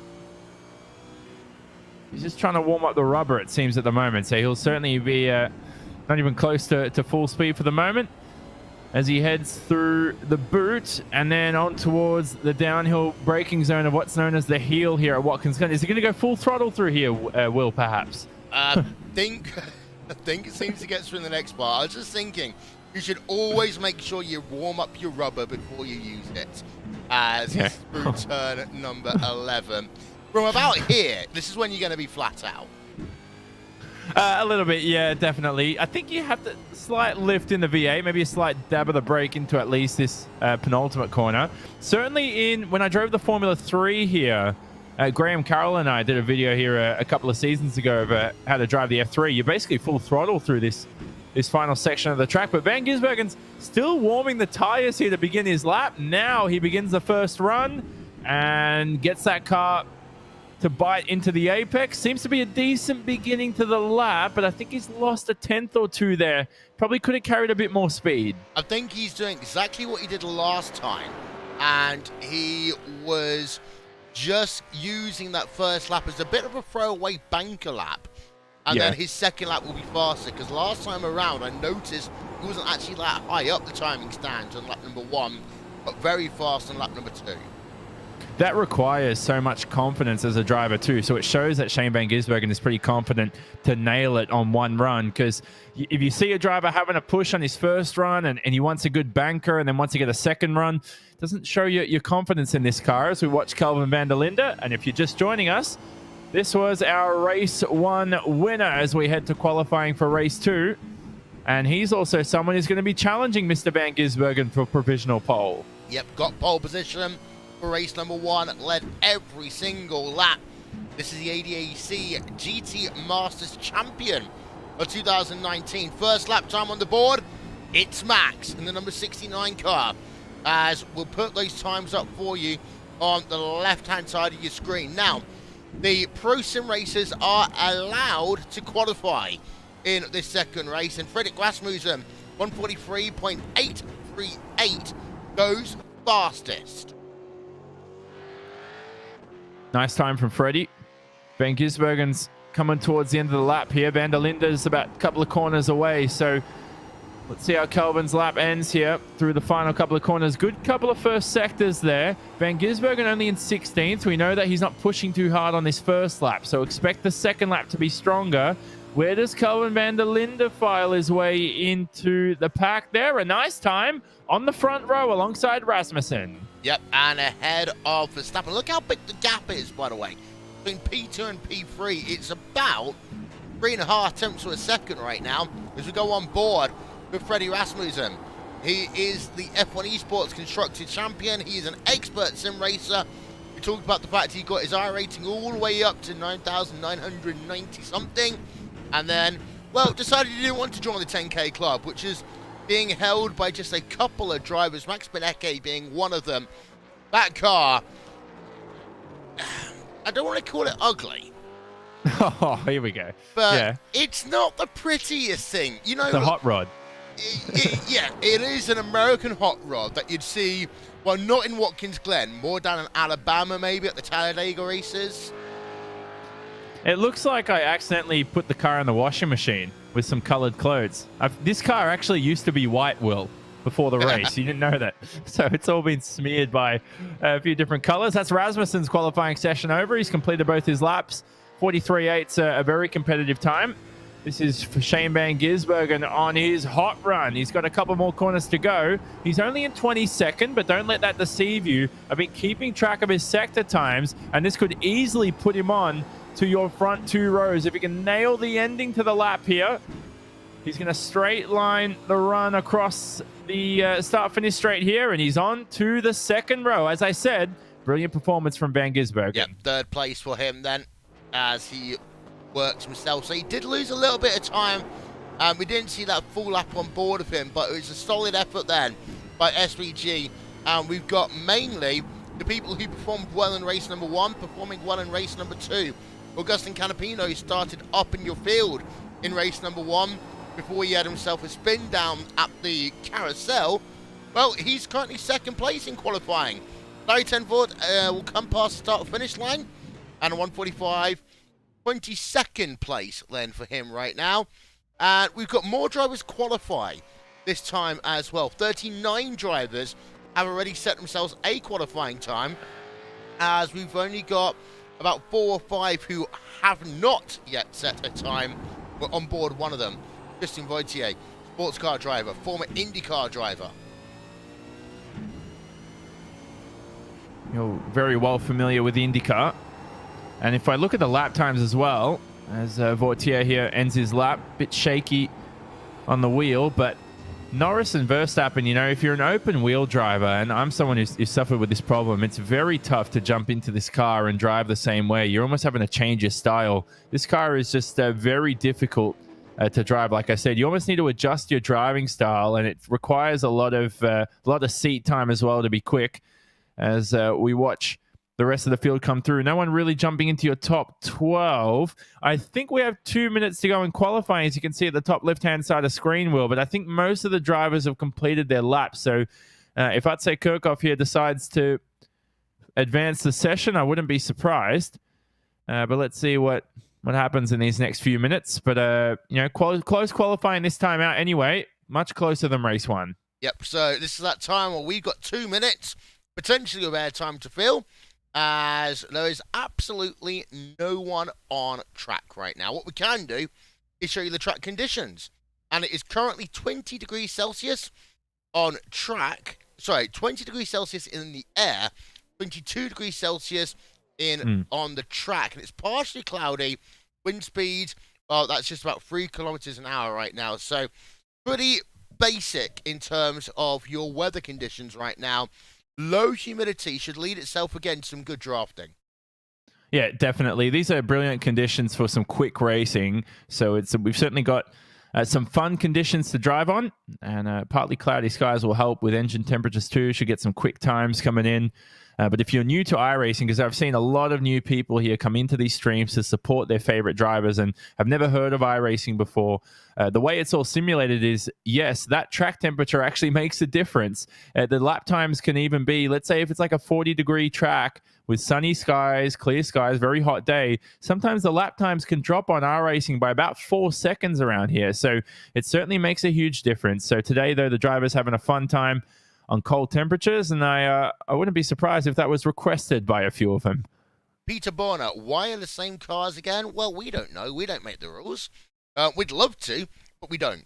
But also, you know, the sadistic side of me would love to give them a new car to adapt to in 10 minutes' time, but it wouldn't make for great viewing.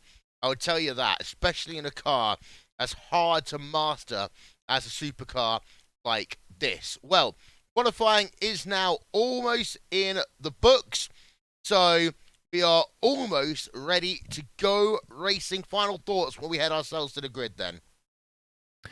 I'm not sure what to think. I'm just looking forward to this one. It was a very tough race in the first one. Got a bit stagnant towards the end. But now I think with your race winner starting third, second place in fourth, you've got Norris and Verstappen, the hungry men, starting down the order. How about Rudy Van Buren, who left him out, who's starting from sixth, one of the quickest sim races in the world.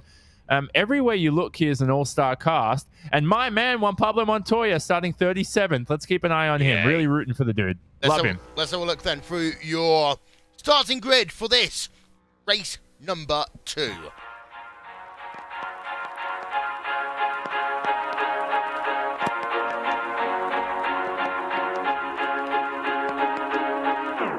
So it is the second of our 2 races today in Real Races Never Quit, brought to you by Team Redline. And here's a look at your starting grid. At the front of your field, it's a sim racer in Frederick Rasmussen. Alongside him is Turismo Cartella and Super TC 2000 champion Augustin Canapino.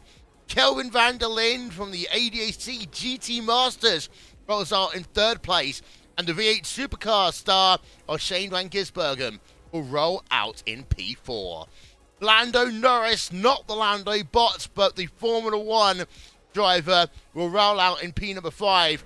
Rudy Van Buren, he will roll off P number 6. Max Verstappen from Formula 1 in P number 7, and Super Cup vice champion in 2019, Anchen Kuben, rounds out your top 8. Ninth place, Antonio Felix da Costa and Rene Rast rounds out that top 10. Johnny, P number 11 through 20, it's all yours. Nicholas Cassidy will start from 11th, the 2019 Super Formula champion, just ahead of Bruno Spengler, the 2012 DTM champion. Bruno Spengler, a legend in DTM for short. We find Sheldon van der Linde, who qualified well in the first race, now starting outside the top 10. He had a top 6 starting spot in race 1. So let's see if he can make amends for his poor qualifying performance. And then down the order, we see Jose Maria Lopez, who starts from the 19th position. Tristan Vautier, former IndyCar driver, will round out your top 20. Indeed so. Sorry, I was just shouting at my cat there. One of my cats is licking cat parts. The other cat's eating from the wrong cat's cat bowl. You know what that's going to mean. The rest of those results then coming up on your screen right now, as it is a stacked field once again here. Jimmy B starting P number 26 for those wondering where's Jimmy. Well, he's right there. And those rest of those results coming through on your screen as we speak. There's your top 40 drivers qualified for this event. And again, some people who didn't qualify for the race. So that is your grid.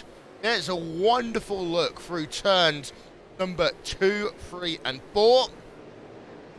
And now it's a case of just waiting for this pace lap. And it does give them a good opportunity to actually get those tyres warmed up with a full pace lap here. Yeah, what you want to do on the pace lap is quickly untick the fuel as well. You don't want to fill up the fuel in case you want a fast repair or going for a pit stop. So you get that out of the way. Only a 12-lap event. Because there's some people who will tow back to the pits, and iRacing just add the fuel in automatically. So if you end up in an incident, untick that. You'll have a lighter car when you get back out on track. And you want to warm up these tires. These are on what's known as version 7 tires, iRacing's best tire model so far. And they really do act the same. Very similar as you see in the real world. You're going to have to warm up the tires, swerve over the racetrack, get the heat in, but not too much to the point where you wear them out. So you've got to find the fine balance between the two. Well, the sim races on this one, they've got a lot of drivers behind them. Are they going to be worried about intimidation, do you think? Yeah, I definitely think so. Not Freddie Rasmussen. That guy's as confident as ever, if you've ever met him. So I don't think Freddie Rasmussen will be too shaken by it. But, I mean, Rudy Van Buren's, gone up in the race of champions in the real world against a bunch of these guys. And, look, I tell you what, the main thing is, if you're confident in your own shell and you have nothing to prove here, it's all a fun event, there's no need to be nervous. It's not. We're riding on board with Lando Norris. You know what? We just had his whole club there, Club UK9. I remember commentating on him when I was a younger man, on Monday Night Skippies, which is a series that we've done for, I don't know how many years, almost 6 years now, on RaceSpot. And it's been great to see him come up through the field. Of course, he's kept his sim racing roots as well, which is great. Yeah, it's great to see. He's such a genuine bloke, and you know, a guy that I don't think will ever change. You know, over the next 20 years, he's a great personality for the motor racing world. But he's going to throw all that out the window. He's going to have some fun for sure here. But it's going to tell you what, race 2, final time to get competitive. I'm looking forward to it. Yeah, pace car got 2 corners to go before it comes on towards pit road, as the drivers will now cease their weaving of tyres for just a moment's time. And they'll work down towards the final corner on this track. It's Freddie Rasmussen, Augustin Canapino, front row of your field. Pace car in, green flag in the air. Let's go racing again at Watkins Glen.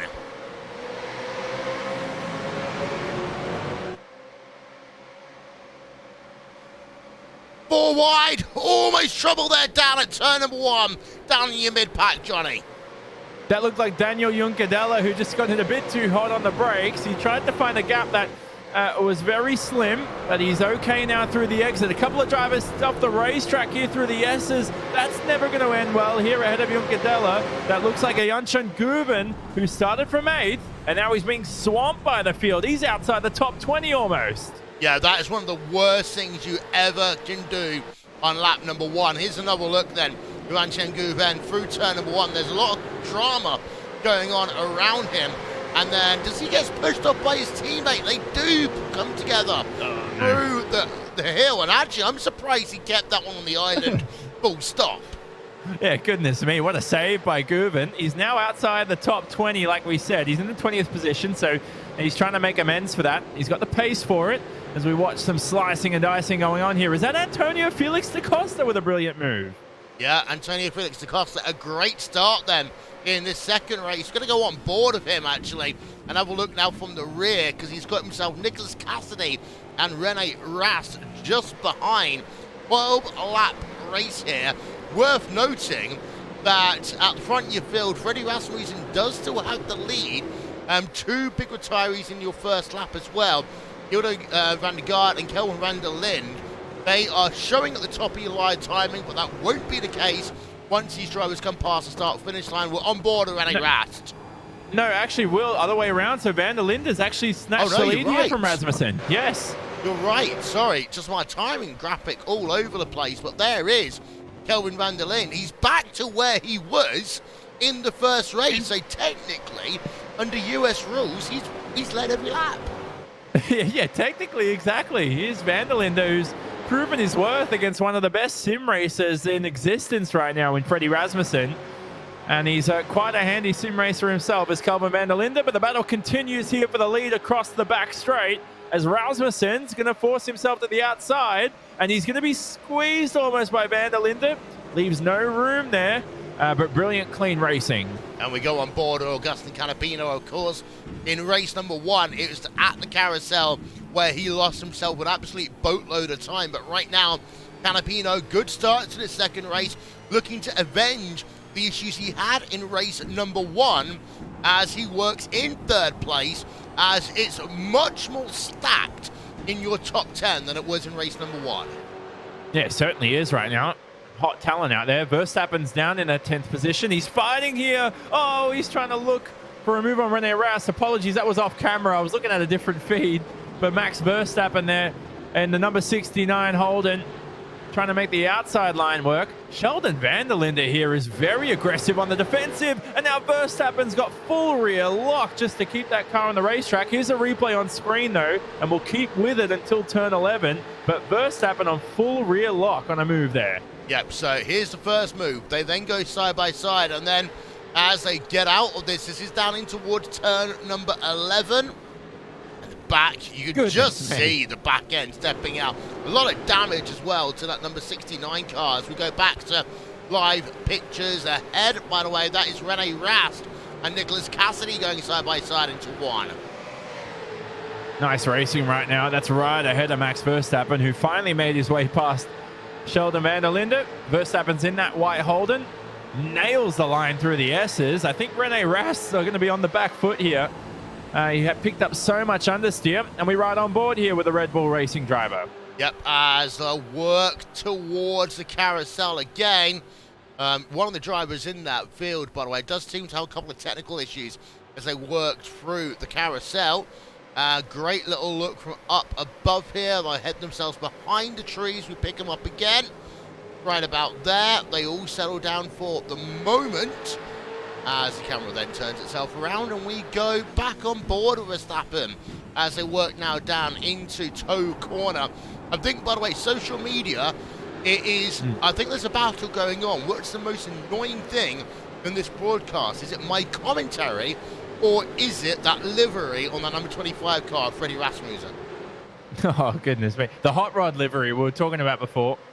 Yeah. As is that Rasmussen on screen? No, it's not. We're watching a battle down the mid-pack. And again, I'm watching that off-camera feed as well. Well, Verstappen is really pushing it right now as we watch Jesse Krohn here. He's the sports car star, being swamped by a couple of drivers ahead of him. That looked like Martin Kodrich. Even one Pablo Montoya into the P23 position up ahead. Oh, and a car on its roof.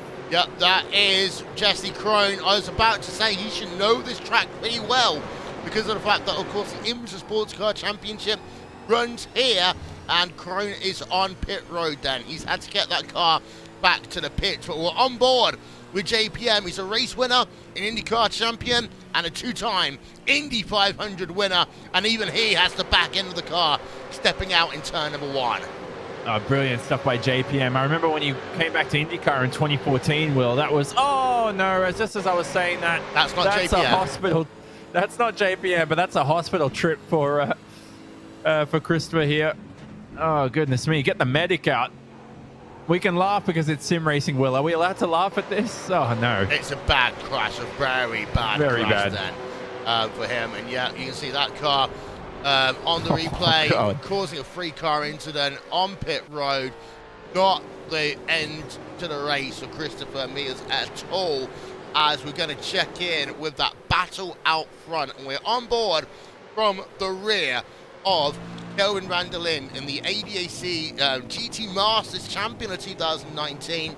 The number 31 car has got Fredrik Rasmussen just behind him by a quarter of a second. But then you've got Agustin Canapino running in 3rd place. You've got Lando Norris running in 4th place. And it's worth noting your top 4 drivers are separated by 1 second right now. If you're new to supercars racing in Australia, this is the norm right now. These gaps, you know, technically in Formula One, you'd have similar gaps, but it would look like 1 second apart. In V8s, you can run so closely to each other. These cars are much heavier on the brakes, of course, too.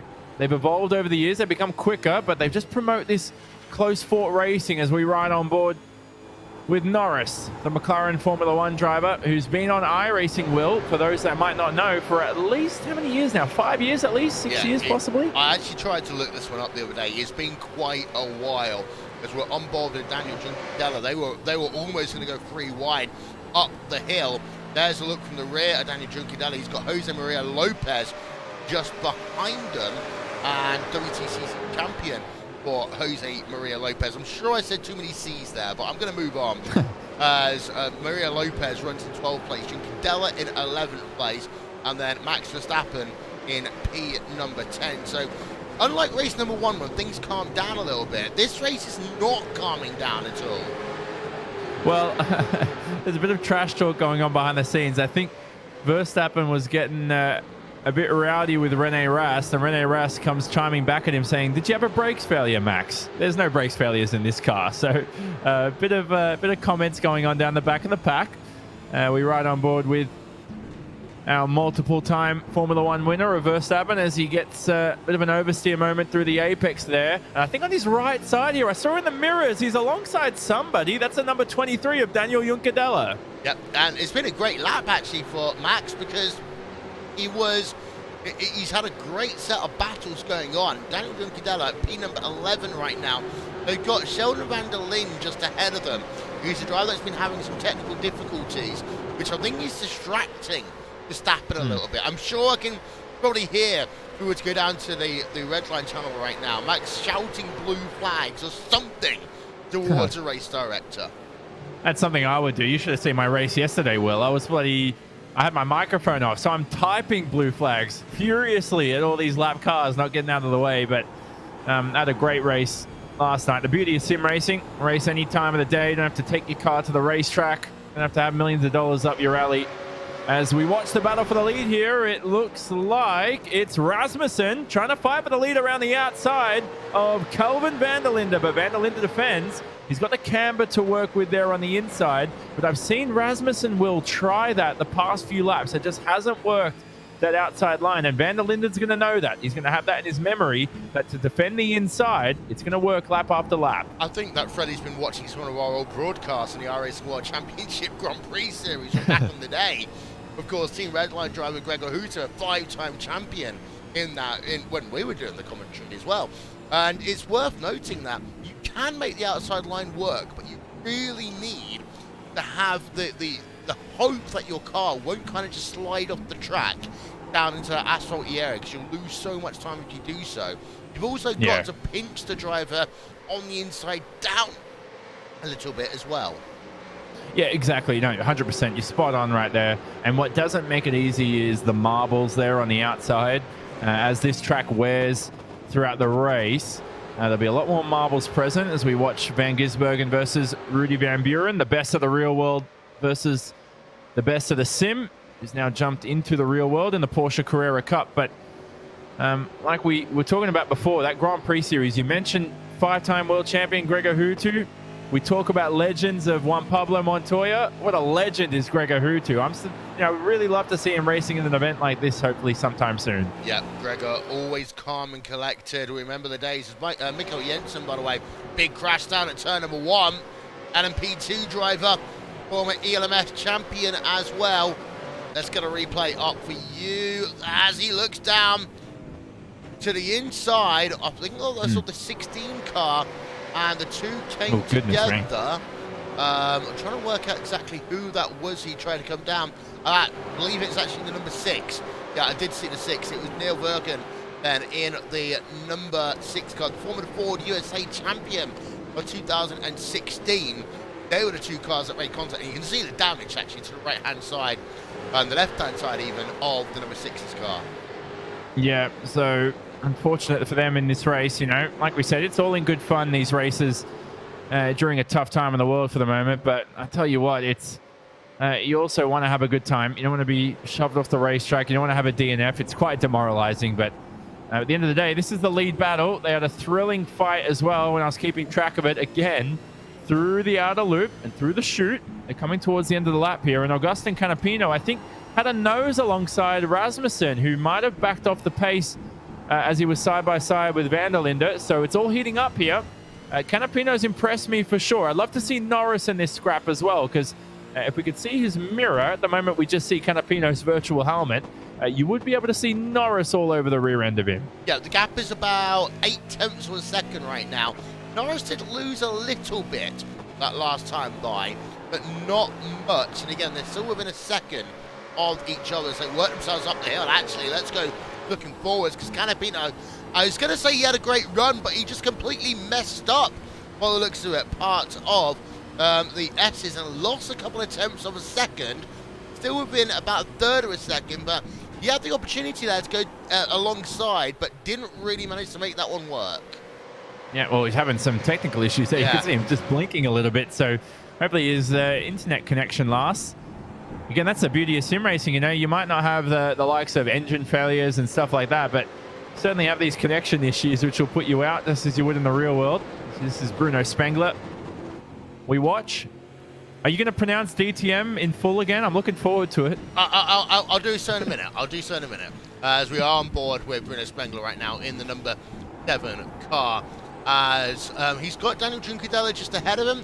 He's got himself Jose Maria Lopez just behind right now as they work towards heel corner on track. And, well, they've got themselves now just about 3.5 laps of this race to go. If I can count all the way up to 12, that is, which I think I can just about do so. Richard Westbrook, by the way, having a battle, and he's just got himself past Martin Tomczak, who is the 2011 Deutsche Touring Wagon Masters car champion. Oh, you did it.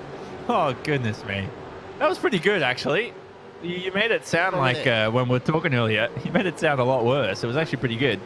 But there'll be a few drivers now on lap 9 or 12. We hope this race will end soon enough. Probably not enjoying the track and car. They're finding themselves off the pace. You know what I used to do, Will, is I think one race I was like, this is back in the World Championship on another sim. And I knew the broadcast would capture me. So as soon as I crossed the line, I basically parked, quit my entire sim, and the broadcast basically flicked to the scenic camera. That's how fast I quit. Wow. Just because I was so pissed off. But you'll notice that with sim racers, when the sim racer's annoyed, they're going to quit the server as quickly as possible. We all do that. Hashtag rage quit, as we've got side by side. Nicholas Cassidy, Sheldon van der Linde right now. This is going on for 8th place on track. And it looks to be like Nicholas Cassidy has lost out there. Stoffel van Dorn, by the way, just had himself a crash. Going to get ourselves a replay of that one because, well, he's towards the rear of the field anyway, but he looks as though he is now officially out of this event. Not sure whether he just literally gave you the example. Oh, no, back end, stepping out. Oh, he saved it. He saved it 3 times. I think the contact at the end there that just killed him. Yeah, it was. Yeah, go on. I was going to say, it was that contact. And again, I mean, he did a good job holding it for about 15 seconds. But then that final little love tap is what got it. And, uh-oh, your man's out, unfortunately. Montoya. Yeah, Montoya's out.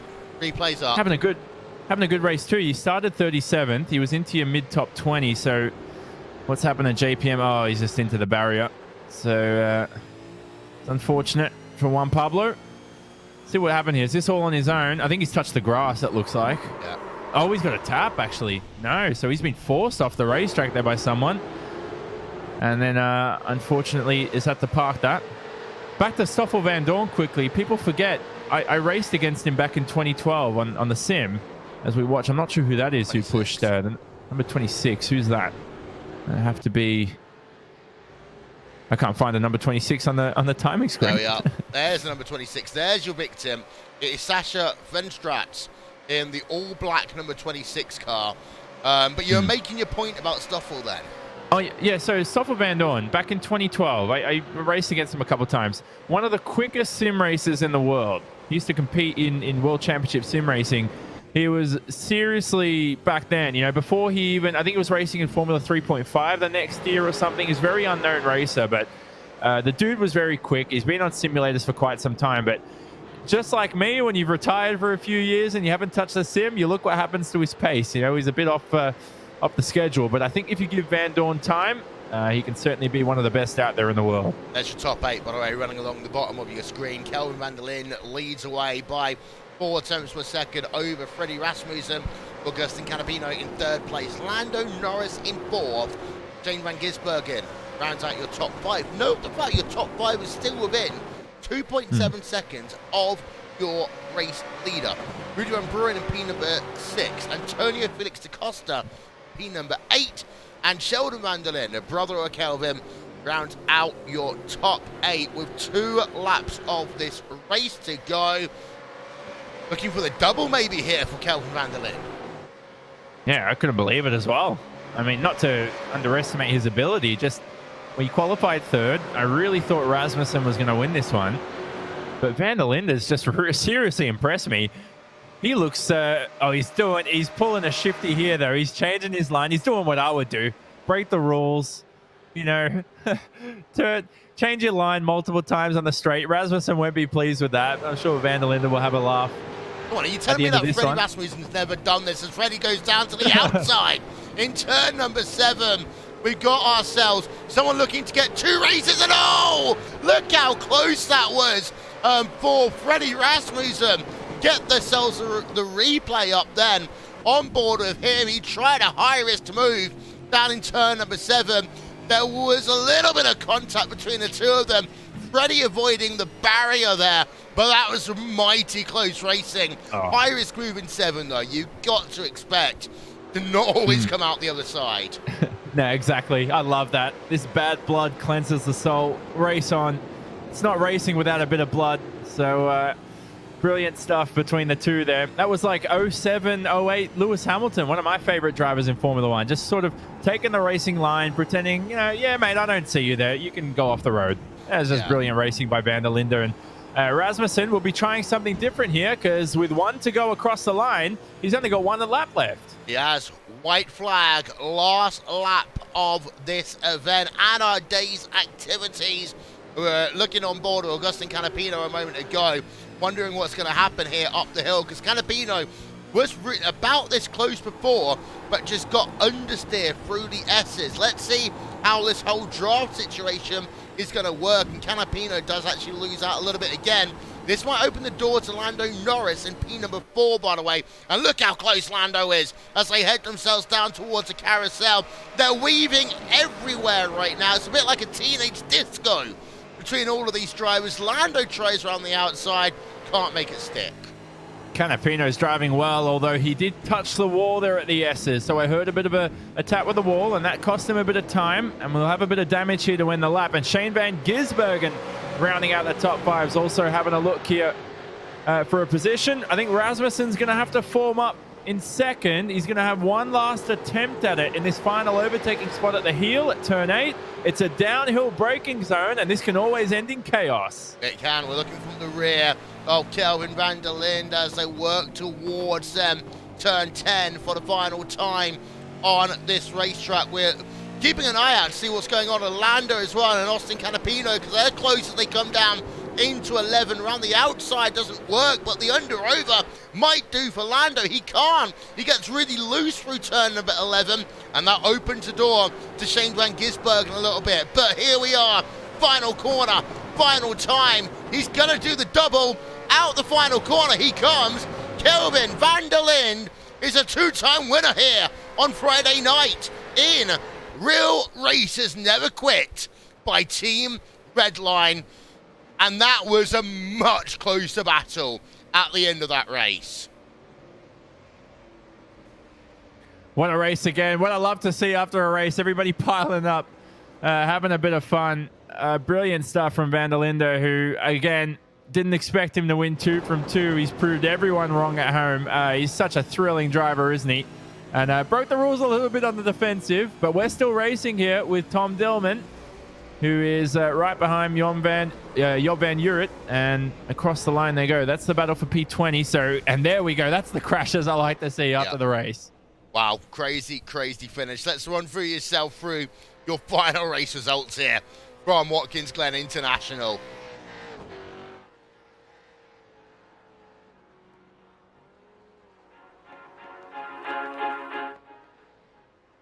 Kelvin van der Linde does the double in the number 31 car, winning out by just under a second over Freddie Rasmussen.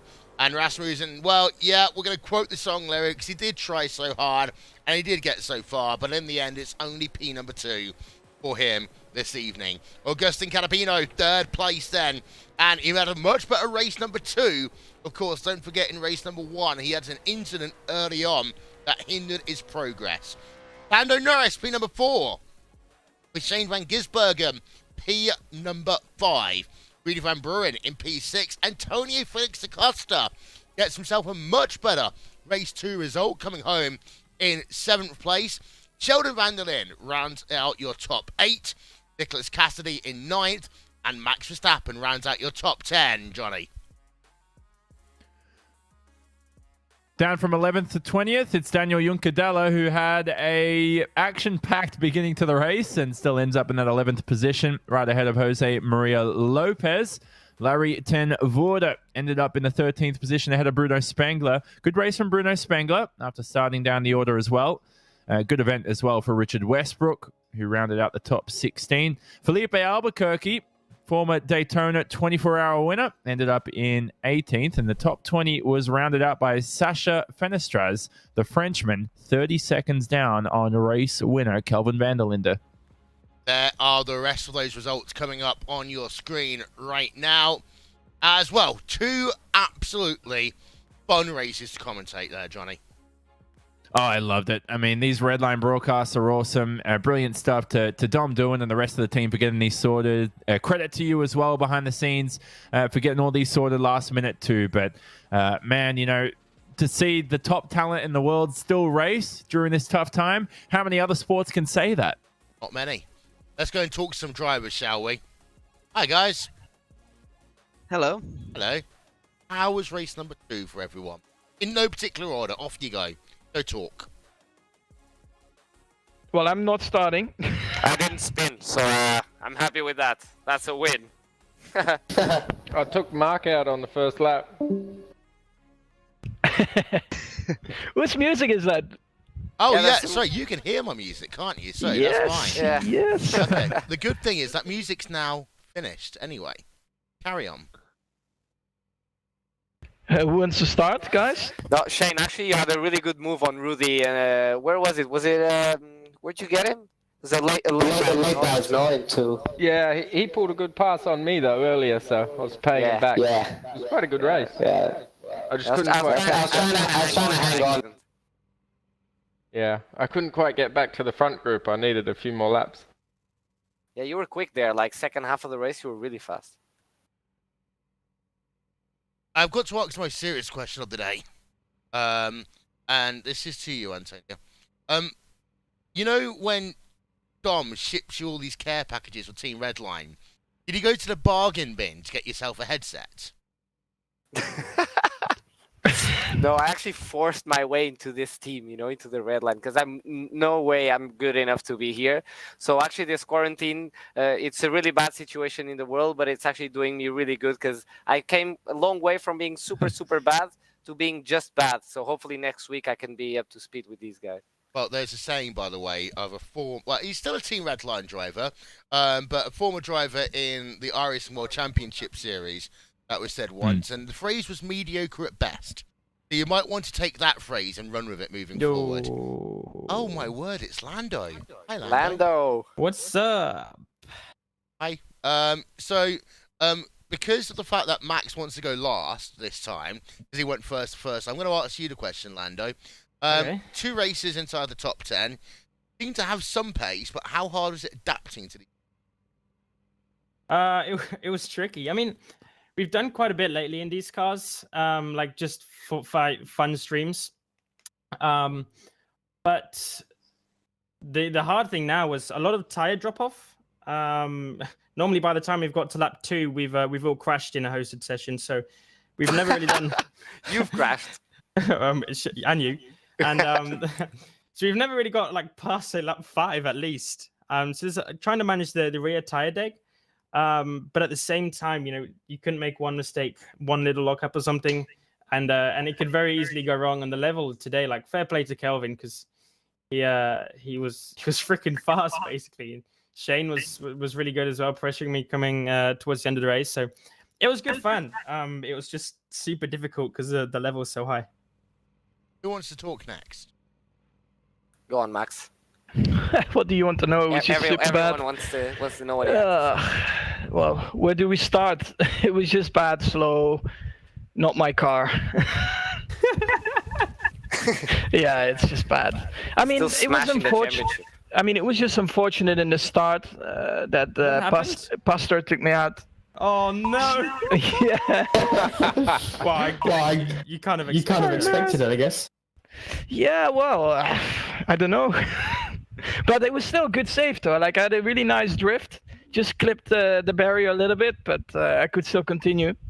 And then, yeah, I was in the middle of like a group of cars defending, crushing, wheel banging, off the track, on the track. I don't know. Where did you finish? P10, Ah, but like no pace. yeah, but was there a lot of damage or? Well, there was damage from the hit with Shane, I think, on the wheel. And then, of course, I hit also the barrier. And then Yeah, later on in the race, I had a couple of 4Xs as well. So, yeah, a bit of damage.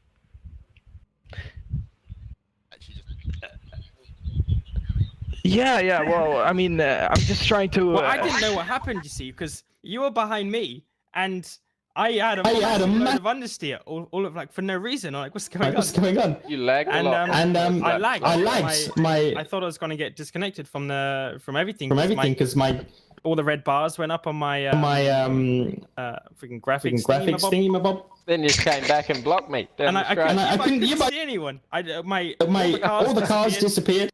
just like real life. And yeah, then I didn't know what was going on. So then everything suddenly reappeared, and then Shane was behind me, and then yeah, he went through me, I think. So just like with Max, he just drives into people. He likes doing that, I think. Yeah, It's the same as real life, basically. He's a dirty driver. dirty driver. That was said to me, actually. Fuck. Anyway, Lando, I miss you in this chat during the race. You're screaming and stuff. Oh, Where yeah? have you been? Where have you been? I'm with my friends. Fair enough. In my Discord. But for the next one, for F3 Monday, I'll make a return. Alrighty. You can hear me freaking screaming and making all my girly noises. Yes! Alright, guys, I'm out. Thank you very much, everyone. Cheers. Jeez. Thank you, everyone. Cheerio. Yeah, Thanks, guys. Oh, before we go, very quickly, Monday, Formula 3 cars once again. How's it going to be when you go back to something like you're more in control of? I don't like it because it means Max is going to be even quicker again. Well, I hope we can do F3 and GT all the time. I just skip the V8s from now onwards, I think. Yeah, I'll be in the commentary booth. You're more than welcome. By the way, Yeah. Atty, can we confirm that next Friday won't be V8s again? Well, never say never because. No, the let's was do something amazing else, this please. week. I thought it was like, although it was so difficult and the cars are an absolute parcel to drive, it was still fun. Like, I think the racing was really good. Everyone was, from where I was fair and everything. Yeah, it was amazing. It was good to race in, but it's, yeah, good for you, Max. Yeah, the quality of racing was really good this race, and we Yeah. saw some accidents, but we saw a lot of wheel banging, which was quite entertaining actually. So for next week, we still need to make a decision, and it will be a surprise until the last moment, of course. But for now, it's certain that we are driving the Formula 3 on Monday, and then the GTE on Wednesday again, so everyone can practice hard to find some pace if they were missing last week of this week. But so far it has been a super nice week. It was a great week of racing, and I'm super grateful to everyone on the grid, every driver, for still showing up for the first of all, but also just I think the first laps we saw barely any crashes, and that's quite unique with a grid like this. Drivers who are absolutely not used to iRacing at all, they drive like cleaner than sim races sometimes. So I'm really happy with this kind of racing. And I'd like to say, and after